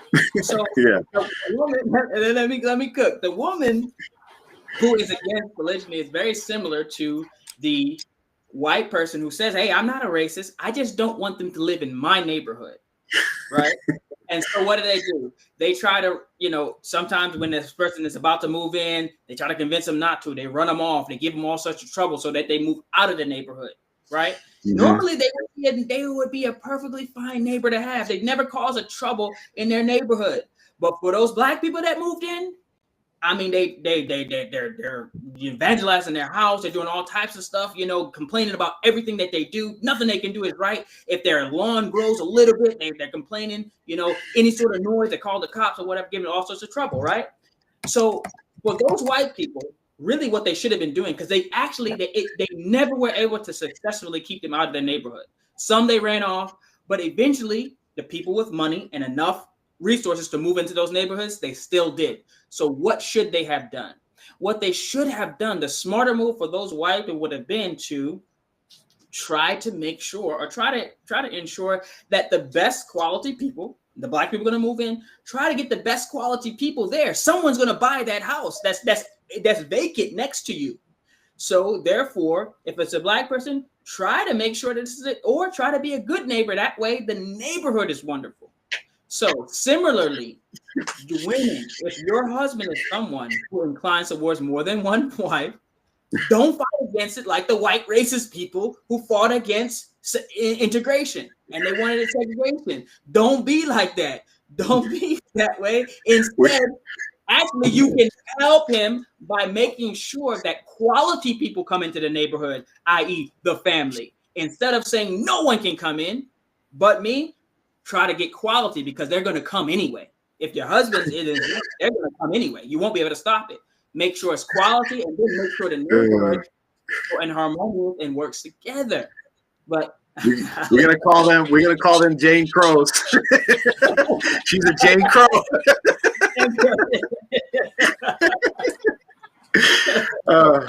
Great analogy. Great analogy. That was perfect. That was spot on. It even ties into what you said before, because they either can help get a good person in that house, because that house needs to be filled, or you can buy the house and fill that house yourself. You have it. Next question. At what point do I need to just let my wife get the divorce she keeps asking for, or should I just see it as a power move and pay it no mind? That's a complicated question, but because we all deal with this if you've been married long enough, and if you had any type of bad experiences in relationships. So there will be a point, and it depends on what is being done, where you just have to say, okay, if you want to go seek a divorce, go do what you got to do to seek a divorce. As men, especially as Muslim men in the family, we are responsible for protecting, right? That includes protecting your family members, your wife, your children from making dumb moves, dumb decisions. So if your wife is constantly asking for a divorce, you don't just say, okay, I divorce you, right? If there's no real legit reason to get a divorce. You could always just put it back on her. If you want a divorce, go ahead and speak to any imam you want to go start that process and get a divorce. That actually puts it in her shoes. That way you're not being held accountable for possibly divorcing somebody for a bad reason. Oh, you didn't take the garbage out? Oh, I want you to divorce me. That you pay no mind and put it back on them. That's been my strategy all along.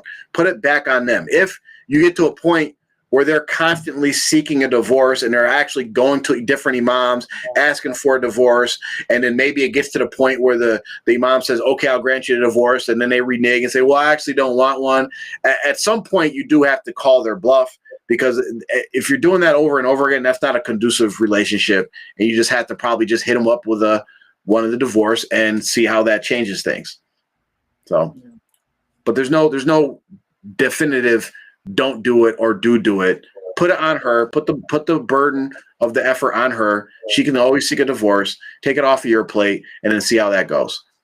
Yeah, but I would add to that definitely what you need to do, though, especially if it's something that's continuous, then what you definitely need to do, and you would be foolish not to, is to then, in the event that either you do divorce her or that she goes and seeks a divorce, because if she does actually go and seek a divorce, the marriage can be over within a month, and she can leave immediately. So you should, if a woman's going to say that, then you have to, and you can tell her or not tell her, depending on the situation. Maybe you not tell her, but you definitely need to prepare yourself for her not being there anymore. Oh yeah. So I was actually just about to say that, Mubarak. Too often do I see a man in a situation like that where the woman is, trying to pursue said things. And, a lot of times women are very calculated and sneaky when it comes to this. They already got stuff set up. They already have stuff prepared. They know exactly how they about to do X, Y, and Z. And the man the whole time is like, I'm calling her bluff. I don't think she's about to do this. No. If it continues to happen, you need to take that situation serious, and you need to start making preparations, just like you said, Mubarak, as if she's not going to be there. You have to be very strategic. Now, if you're playing checkers and she's playing chess, you're going to get dog walked. You're going to get sent out back. You understand? So you have to be very strategic when it comes to that type of stuff and take it very seriously. If a woman is insisting on doing that, and also, if she steps out and starts having, I don't know if it's in a case where this could be a cult situation. If it's a cult situation, it's over. It's over. But if this is another situation in a normal Islamic setting where she has to actually go through normal proceedings, you may still you could buy a little bit of time. But again, you have to start preparing yourself mentally and, literally. Resource-wise, if your name is connected to certain stuff, you have to kind of do that. You don't need to disclose this information, but kind of see, and this goes back to what we were talking about with the power currencies. If she's the one in the power position or power seat, you're going to have your work cut out for you. You're really going to have to put your big boy pants on to kind of, get things rectified, because it could get ugly. Yeah. And there's one other thing is that I know one of the things that I don't know if we mentioned it today, but one thing that Joffrey mentioned a lot is trust. And so it's every relationship has to have trust, of course. What trumps all these power currencies and makes it all work together, yes, is trust. But with trust has to be backed up with actions that prove and show that trust. So you can't just say, well, I trust her. Why? What's the reason why you trust her? The things that she says out of her mouth are things that, you shouldn't trust. If a woman is saying, just divorce me, that means at some point in time, she's thinking her life would be better without you. So, well, I'm not going to divorce. Well, I trust. Okay. So it has to be. The trust in this situation has to be the other way around. Does she trust you? Because like there was a video that was posted. I think I posted it, where the guy was like a millionaire or whatever, and he was thinking about getting married to the lady, and he's like, yeah, we're gonna do a prenup. Like, I got all this, and she was like, oh, why would you think about that? Don't you trust me? And it's like, oh, it's not about you actually, because if there's actual real trust, a person would not have any problems with another person taking actions to protect themselves. Right? Oh, I trust you. Oh, you need to do that? Okay, go ahead and do it. The fact that you have a problem with me taking actions to protect myself means that I shouldn't trust you. Simple. So yeah, take the steps to protect yourself in all those situations. Don't be caught off guard. Don't be caught with your pants down. What should a wife do if her husband is overusing his power to get her or pressure her to give up her right to have her own money, as if she has to give it to him? Read the question one more time. What should a wife do if her husband is overusing his power to get her or pressure her to give up her? So he's overusing his power to pressure her to give up her money, as if she has to give it to him. Okay, so there's a misunderstanding. There's a misunderstanding about the power. He doesn't have that power. Actually, that's a power that she has. Her money is hers. So, and that's why it's like, that's what we talked about in the beginning, understanding what power you have. It's actually I guess it's a power currency that she has that he has to actually spend on her. Now, he has the power of the resources and how to spend them, but she's obligated to spend on her as long as that's understood in the marriage as long as something else hasn't been stipulated in the marriage contract. So he doesn't have that power. If he thinks he has that power, he's mistaken. If you think he has that power, then you're mistaken. Now, what you get into is that he's reaching for some power that he doesn't have, and it's either getting him to either understand that, or what other things may happen because he's not getting what he wants. Now, that may be a different issue, but as far as the power is concerned, he doesn't have the power to tell you to do anything with your money. So unless I take that back, unless you're doing something, if he can stop you from spending your money, if you're wasting it or doing something harmful or haram or doing something that is, that's generally going to be bad for you or whatever. If you're, going to go, invest in a known Ponzi scheme or something like that, yes, he can stop you from doing that. But, yeah, I was about to say that. So the question, it seems a little kind of skewed a little bit, because it's saying he's pressuring me to give the money. He's using his power to pressure me to give the money. Okay, then we would have to ask questions 3 levels deep, or at least 2 levels deep. What is this about? Like, if he's pressuring you to give the money for what? Is he trying to go on a vacation? Did he lose his job? You feel what I'm saying? Is he down and out, to where he's asking you to, can I get this money so I can continue to do this? I got laid off from my job. There's just some questions there, because it sounds a little strange, to me, that a man would be pressuring his wife, just give me this money. And then he's going to go out and do something goofy or weird with it. So that would just be my only thought about that. It's really what we, if the sister goes back and watches this show, we talked about this already. Y'all are in a conflict. Really simple. You're in a conflict situation. He wants you to give him your money. And it sounds like you don't want to give him your money. He's been using his power currencies, whatever that is. When you say pressure, that means he's been using his power currencies, whether it's communication or whatever he's using to pressure you, to influence you, to give you the money. And you don't want to give it. So what you need to do is turn this into a positive conflict resolution, right? Use positive tactics, which means effective communication. Use some of your power currencies in a positive manner to try to address this and deal with it like that. If it sounds like you're in the low power situation with this, so he's able to use his power currencies to influence you. So start with effective communication. Start with sharing some other different type of power where you're in power to counteract this. All right, there's more specific techniques, but like Hussein said, we would need a lot more details to give you like, okay, do X, Y, Z. But the general answer is effective communication, share some of your power, and try to handle it in a positive way. Make sure you're not going down that destructive cycle. Don't make, like, if you're giving him your money, right, don't later start saying, okay, now because I gave him my money and I didn't want to, I'm going to do this that he wants. I'm going to not do this. Don't go down that cycle. Start with effective communication. And we also, yep, go ahead. We talked about before, I don't know how many shows back, but we were talking about setting a precedent, right? If the husband sets a precedent for allowing certain behavior, letting certain things go or whatever. And that's we talked about it last week about, things that bother you or things that you like or whatever, setting the standard early before the magic wears off or whatever, and making sure that that's the way things, that's the way things you want things to be, because once things get down the road, then that expectation is there.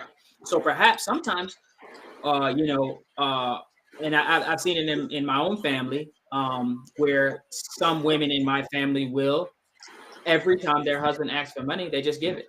It's their money or whatever. He just say, I need this, give me the money, whatever, has their bank cards and everything. Just whenever the money comes in, he just uses it however he wants to. Sometimes she doesn't know it's gone or whatever. But that's the standard. It's been that way for so long that now for her to complain about it, it's like, I mean, this is basically how he's been running his family like that. Like, maybe he's not working, or maybe he between jobs or whatever, because he knows your money that you got coming in, he has access to it whenever he needs it or whatever. So then for you to try to flip the script now, I mean, it's your right, but you have to understand that you created this and you were part of this for a while. And so it's not that easy. It's not just black and white, there's some gray there. So for instance, sometimes we want to be cute and we want to be nice and get along or whatever. So in the beginning, we're just giving them money and use this and blah blah blah. Yeah, I'll take care of this. Yeah, I'll dip into my savings or whatever. Because I'm down and I'm about it. I'm a trooper. I'm a warrior. I'm with you or whatever. That's great, but you better be ready to keep that up. Otherwise, it's going to be disappointing if the person is expecting you to be like this all the time. That's why we say, get back to your normal as quickly as possible. If you know that you're not a person that's going to be just giving your husband money whenever he asks, then make it clear. Maybe in the beginning says, and that might be a red flag if like a week into the marriage, the husband is like, hey, let me borrow a couple $1,000. I give it. It's like, you be careful. But the thing is, if you're doing that, and if you've been doing that, and if you've set that expectation, yes, you're right. Your money is your money. But there has to be a realization that sometimes we create this problem. Now we want to fix it, but we gotta stop. Listen, certain people, they're never gonna ask me for money. They're not gonna ask me. Why? Because they know I'm not gonna give it to them. They know that's not a conversation we're gonna have. So the fact that it's a conversation either means one or two things. That person your husband is in a situation where it's a sense of desperation. Maybe he lost his job. Maybe he's, he actually needs the money, and instead of going to a bank to borrow the money or a friend or whatever to keep it in house would be better. So for him to pressure you like that, if truly is a need there, I don't see a problem with that. But if it has been uncomfortable for you to be giving your husband money, but you had been doing it, then you are also to blame and part of the problem that you have now. Man, that's actually a good point, because the question seems, like I said, a little bit skewed, because oh, it's pressuring to give me my money, give him my money. It's like you said, Mubarak, if you're doing that, you've been doing that, and that's kind of like the norm, then it would be a little bit more dicey. If this guy never really comes to you, he's your husband, he never really comes to you, and he just goes back to what Jaffa was saying earlier.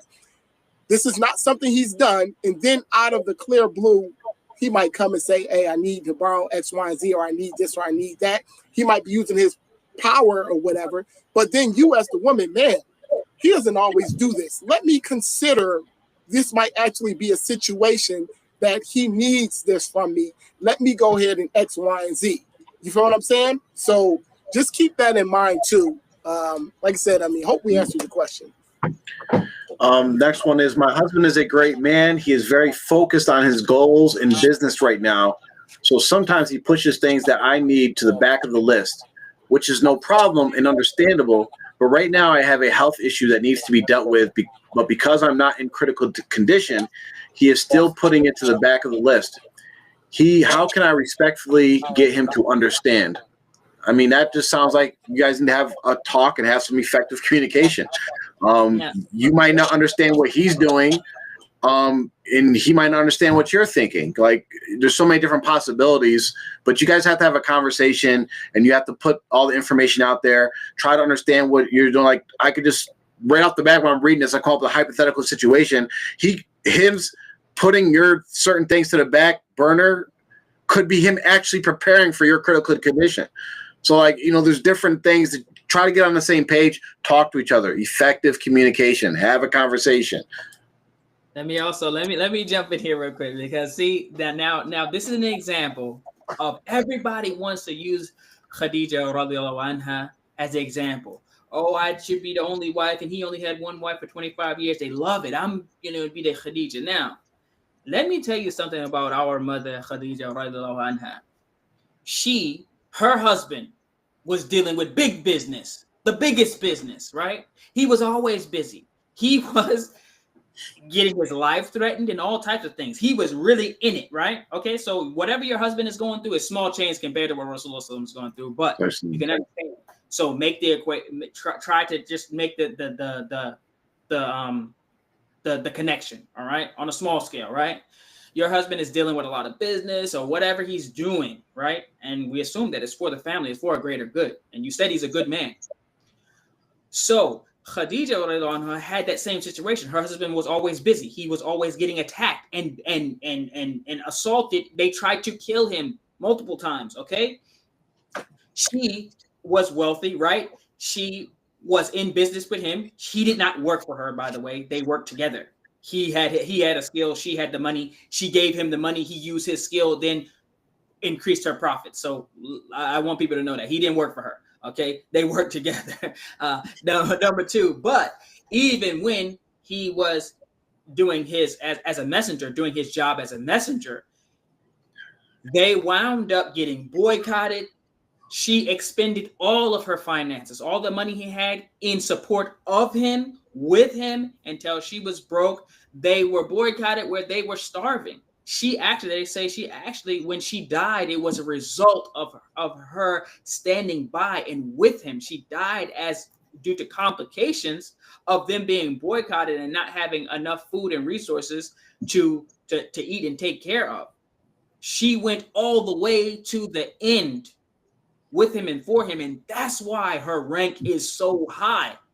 What she did was above and beyond.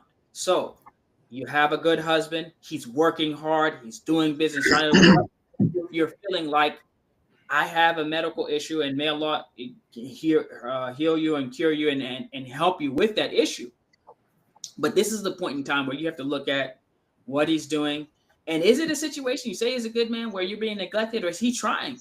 Could Rasulullah have spent more time or whatever, or done something to make sure that his wife Khadija got, was in a better situation and, living condition and food and nourishment or whatever? I mean, he could have compromised some things that he was doing to do that, but she understood the mission and she stuck it out to the end.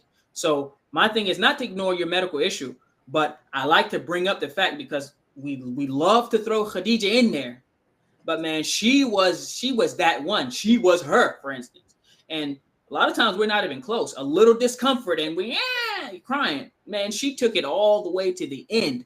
So if the women are going to be like that, yeah, you'll be the only wife and he's going to cherish you. But the only wife or not. I don't want to say you just be one wife, but you definitely be cherished, and you definitely, but we have to acknowledge where the standard is and see if we're really trying to live up to that, because the women, they definitely hold their husbands to a high standard. Any standard below Rasulullah, they calling it out. But if we want to put the standard at Khadija, we're going to start calling it out. And so we all, men and women, we all have to humble ourselves and realize we got a long way to go. Let's give each other some leeway, and and then Allah will cover the rest. Next question is, when is a power in a marriage cross the line and become unhealthy and harmful? I would say that the only time power is in a relationship, no matter whether you like it or not, there's always power dynamics in any relationship. It becomes unhealthy and harmful with only two situations. One, when power is abused, and two, when power is being used for negative results or unhealthy results, or in Islamic, when you use for sins, right? Used for something that goes against the Quran and the Sunnah. Those are the only two situations where it becomes unhealthy and harmful, in my opinion. Yeah.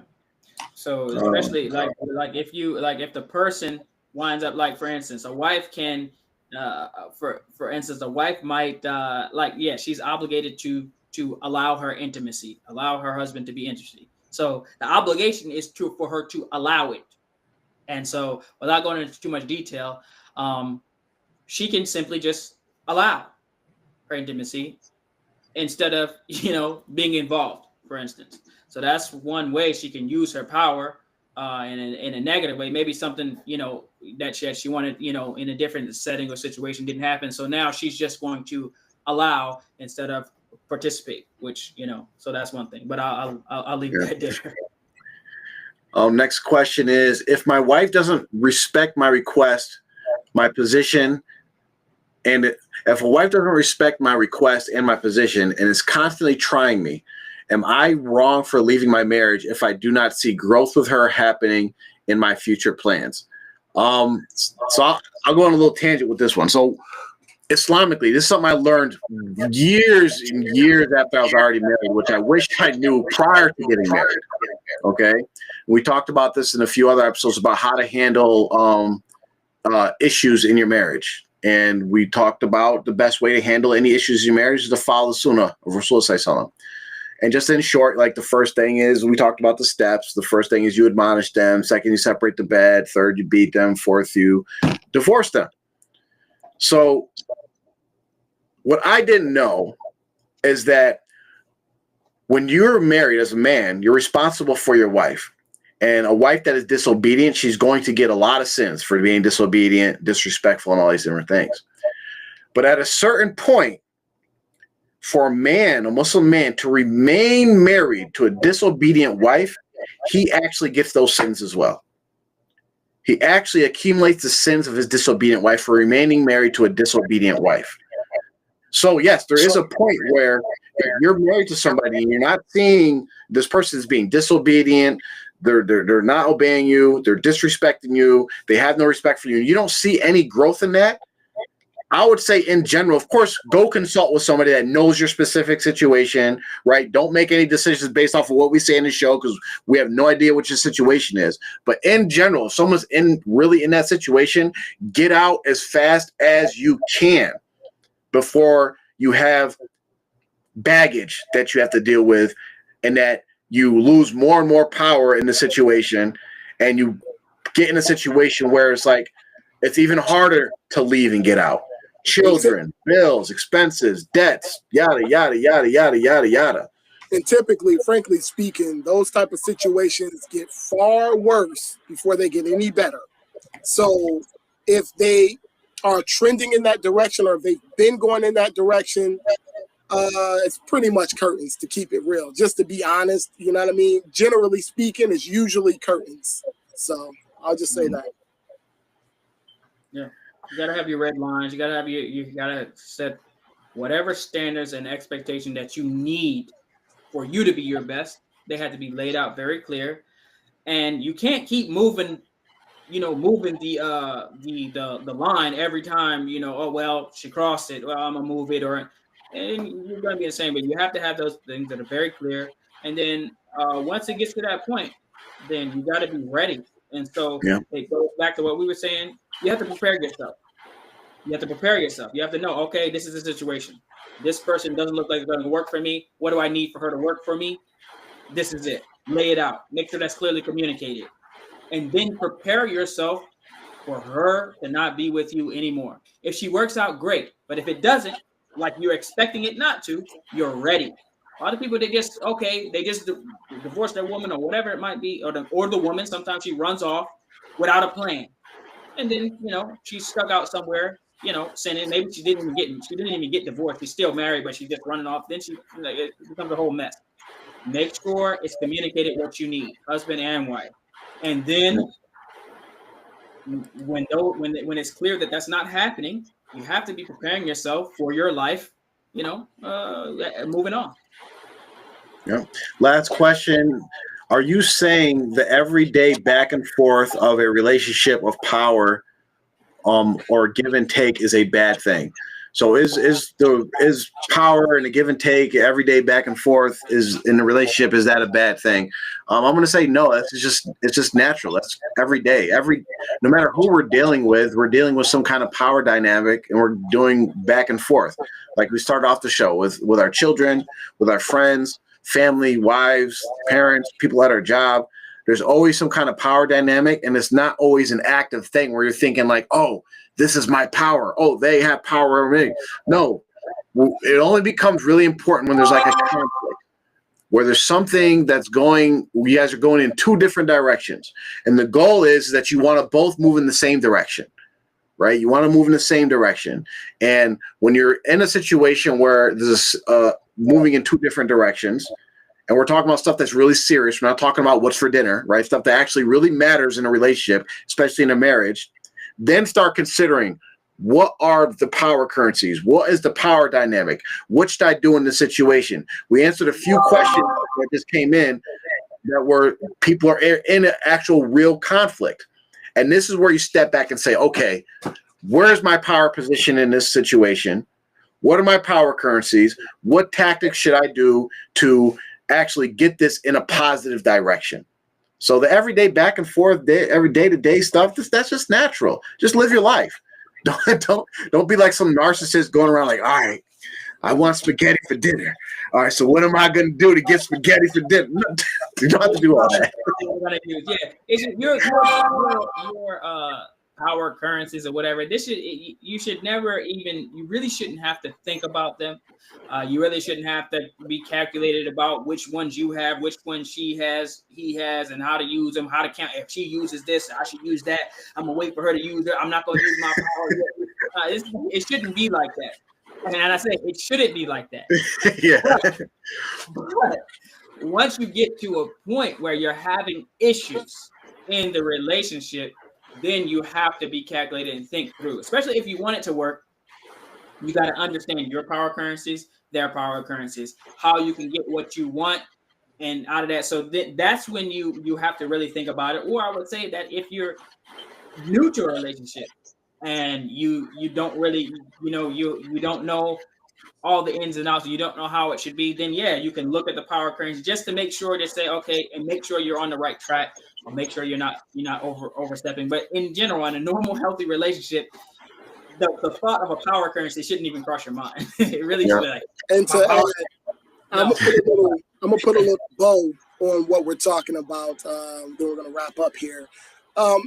Ultimately, if two people are trying to work through their relationship and they want the relationship to work, you can also view it as growth. It's going to be ebbs and flows that go on. It's going to be a little back and forth, but ultimately you all want to grow. And like Jaffa was saying, if you're going in a different direction, the aim is to come closer to get streamlined and go in the correct direction. A lot of times when you're going like this and both people, then you just keep going further and further and further. Ultimately, trying to build and develop a family, growth, and then you get streamlined and you guys are going down that direction. And sometimes it takes a little longer because people have to understand their positions, their roles. Some people takes a little longer with filling out their positions, understanding their positions, and all of these different things. It takes a little bit more time. Sometimes people aren't that good at articulating themselves in communication. You feel what I'm saying? Just like what you were saying, Jaffer. Communication is huge, but everyone doesn't have that gift. Everyone cannot, reach the other person or reach other people as well as other people might, So just keep those things in mind. And it's something that you constantly have to work on. There's going to be the ups and downs, but ultimately the goal is growth and connection, true connection, if that's what you all want. So leave it there. All right, you guys tune in next week. We'll be on again, inshallah, Sunday mornings at 9 a.m. Thank you for joining us. Everybody have a good day. Assalamu alaikum. Do we need to stay on to do the job? I guess. I think, I don't know if I can do it. Yeah, sign off and let's see if it does it when I just resume the upload.